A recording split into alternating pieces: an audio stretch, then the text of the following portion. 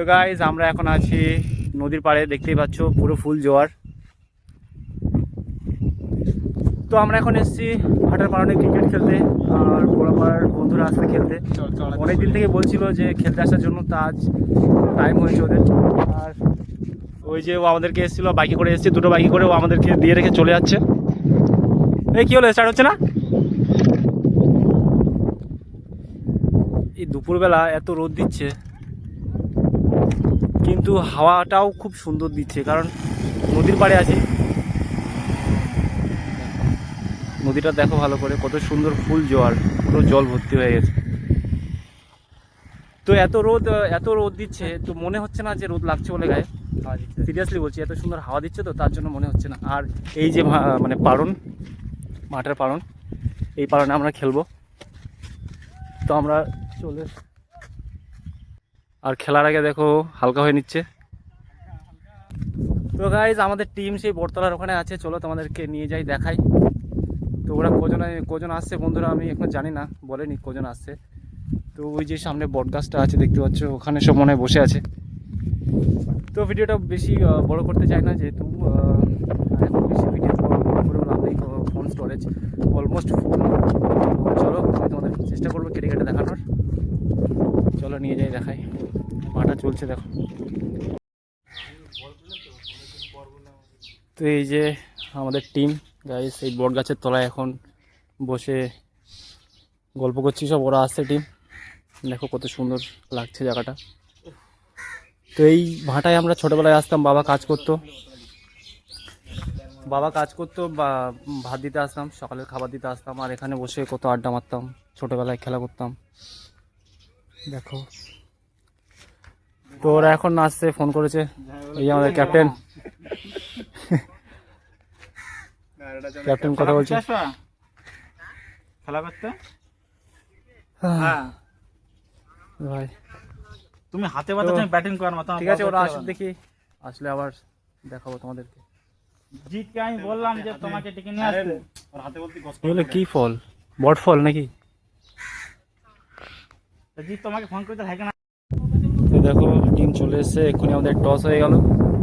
তো গাইজ ওরা ব্যাটিং নেবে, আমার বন্ধুরা সবাই একটু হাই করে দাও।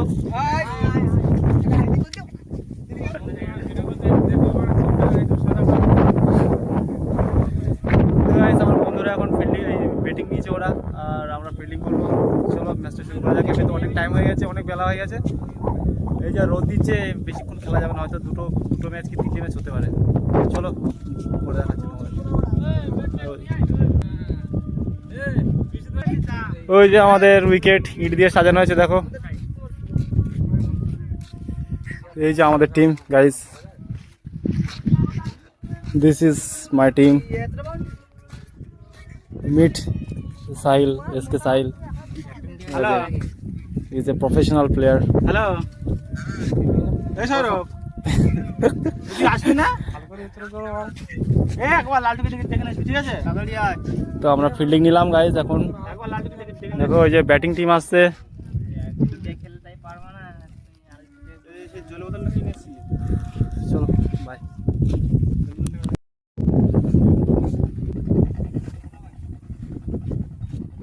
এই তো চক্কা দেখাও।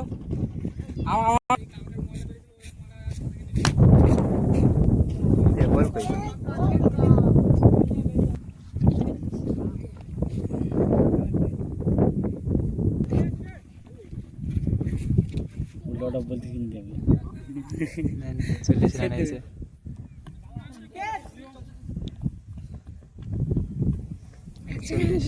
বাবা কার ফাটা গ্যাস গ্যাস গ্যাস।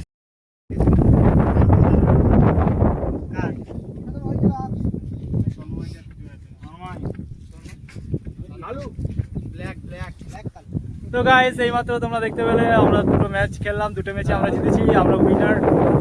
ম্যাচে আমাদের ক্যাপ্টেন খুব ভালো, কি বলবো, ক্যাপ্টেন কেমন খেলেছে একটু বলো। এই চশমাটা বড়, চশমাটা ক্যাপ্টেন। ओ रोहित शर्मा, हमारा बल्ला से कोई रन नहीं निकलता।